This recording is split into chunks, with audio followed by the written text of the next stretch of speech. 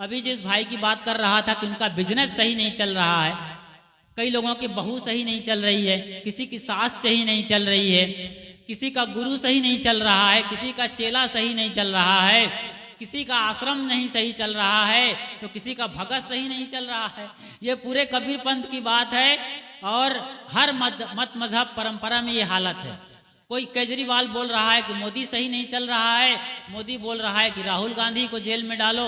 ये दुनिया भर की बातें हो रही, दुनिया में सब जगह देखो, आप राजनीति में जाओ, खेल में जाओ, तो खेल में हमारी जो बहनें हैं गीता फोगाट और साक्षी मलिक, वो कह रहे हैं कि हमारे मिनिस्टर हम पर अत्याचार किए हैं, जुल्म किए हैं, यौन अत्याचार हम पर किए हैं और उसका आज कोई नहीं सुन रहा। ये देश है हमारा, भारत की नगरी है, बुद्ध महावीर की नगरी है, जहां पर खुलेआम कबीर साहब चौराहे पर मसाल लेके बोलते थे, वहां सत्य का गला गर्दन घोटा जा रहा है। आज जिसकी लाठी उसकी भैंस है, समझ रहे हैं आप।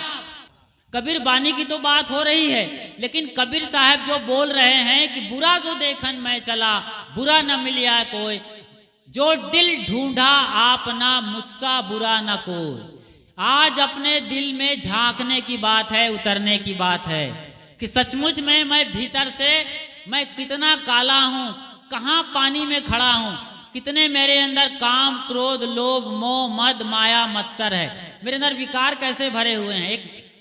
एक उदाहरण से मैं समझाता हूं इस बात को।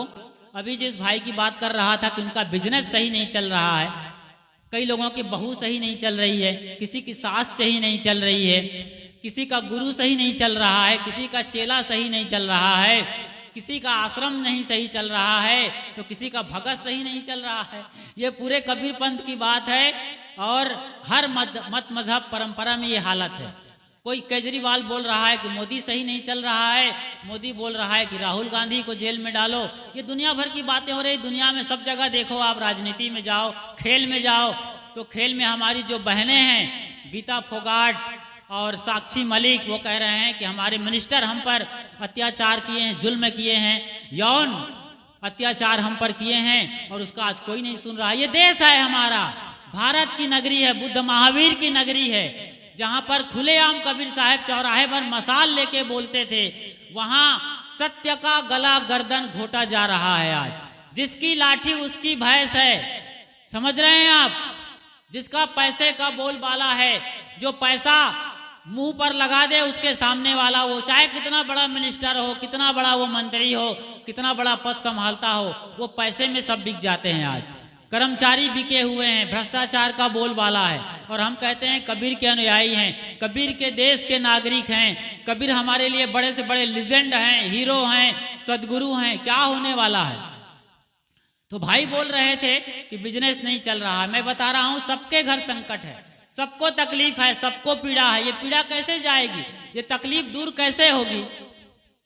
एक आश्रम में एक भक्त ने उधार दिया किसी को, कोई मित्र रहा होगा, 40,000 रुपए तकरीबन उन्होंने उधार दिया था। 3 साल 4 साल गुजर गए, जो उधार लिया था वो रास्ता में मिलता, उधार जिनसे लिया था उनसे, तो बगल से निकल जाता, दोनों की मुलाकात होती, लेकिन एकदम आंखों में तेवर है और वो भी डरा हुआ सहमा हुआ है, बगल से निकल जाता। ये आंख मिचौली का खेल चलता रहा। उसने अपने गुरु से कहा, गुरुजी 4 साल हो गए, पैसा देने का नाम नहीं लेता है। अब लेने वाले क्या सोच रहा है, ये साला देता नहीं, ये आपकी भाषा में बोल रहा हूं। देने वाला हर तरीके से उसको गाली गलौज भीतर भीतर दे रहा है, लेने वाला भी तरसा रहा है, दौड़ा रहा है। और कान खोल के सुनिएगा, आज के बाद कभी भी बिना पेपर में साइन कराए, बिना गवाही लिए, कभी भी मर जाए सामने वाला को उधार मत दीजिएगा, वरना वो तड़पा तड़पा के जिंदगी भर मारेगा आपको। बहुत कम होगा, 99 लोग बदमाश हैं उधार लेने वाले। कोई एक आध फरिश्ता मिल जाए गुरु का प्यारा जो आपको मौके पर पैसा लौटाएगा, वरना उधार लेने वाले पूरे नोच कर आपके खून पी जाएंगे, बस उधार का पैसा आपको लौटाने वाले नहीं है, सारा पैसा डूब जाएगा। इस बात का ध्यान रखिएगा। तो मैं सार बात बोल रहा हूं वो ये कि वो अपने गुरु से बोला, गुरु साहब उधार नहीं देते। उसने कहा एक लाइन, ये काम करो, आज के बाद जब भी वो बाजार में मिले आपको, जब भी मिले तो आप हाथ जोड़ लीजिएगा, उनसे मुस्कुरा के मिलिएगा। बस 2 काम करना है, जो उधार लिया है वो मिल जाए रास्ते में, तो हाथ जोड़ना और मुस्कुरा के मिलना। और उसने ऐसा ही मिला आपकी बार बाजार में। कहते हैं कि शाम होते होते उन्होंने पूरा 40,000 रुपए गुरु दरबार में आकर के जिनसे उधार लिया उनको दे दिया। ये होता है चमत्कार, इसको कहते हैं चमत्कार।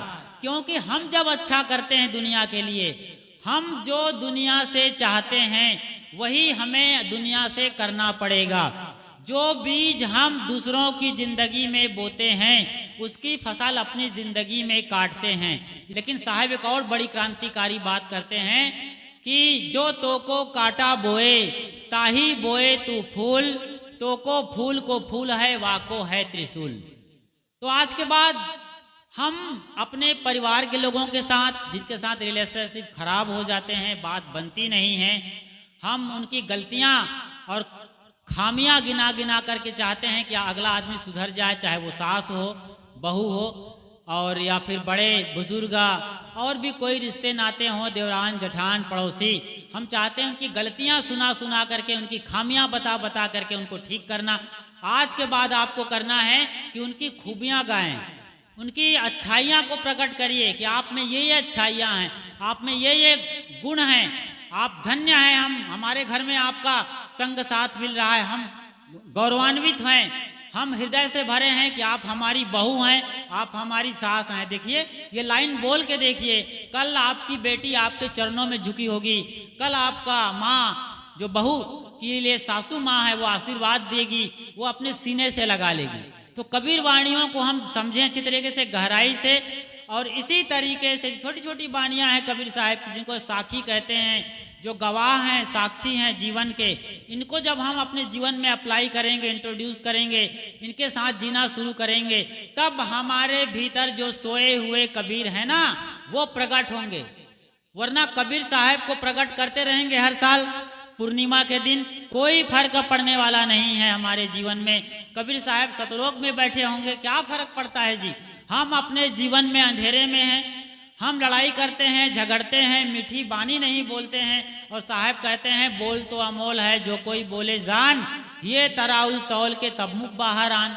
हम साहब को सुनते ही नहीं, उनको बात को मानते ही नहीं, तो साहब हम पर कैसे आशीर्वाद देंगे। हमको उनके प्रगट उत्सव मनाने से क्या फर्क पड़ेगा।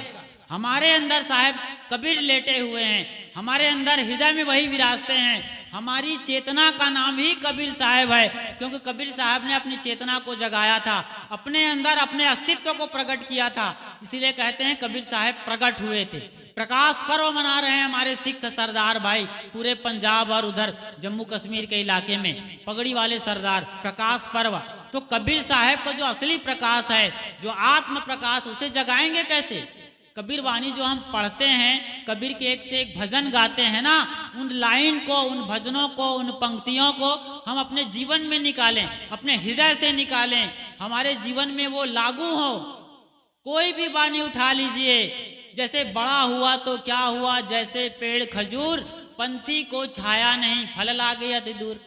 जब हम बड़े हैं, मठ के मठाधीश हैं, महंत हैं, समाज के अगुआ हैं, प्रमुख हैं और गुरु हैं, उस पद पर हैं जहां हमारे पीछे सैकड़ों लोग हैं, हजारों लोग हैं, तो हमारा क्या दायित्व है। हम घर के मुखिया हैं, हमारे पीछे बुरा घर है, गांव के सरपंच हैं, चीफ मिनिस्टर हैं, प्राइम मिनिस्टर हैं। कबीर के वाणियों को सीखना पड़ेगा ना उनके अनुसार से। एक एक वाणी उन्होंने बोला है, छोटी छोटी वाणियों को कबीर साहब के हमें अपने जीवन में लागू करना होगा, उनके अनुसार चलना होगा, तब हम सचमुच में सदगुरु कबीर साहब के जीवन दर्शन से अपने जीवन को आप्लावित करेंगे, उनका आशीर्वाद बरसेगा और हमारा जीवन धन्य होगा।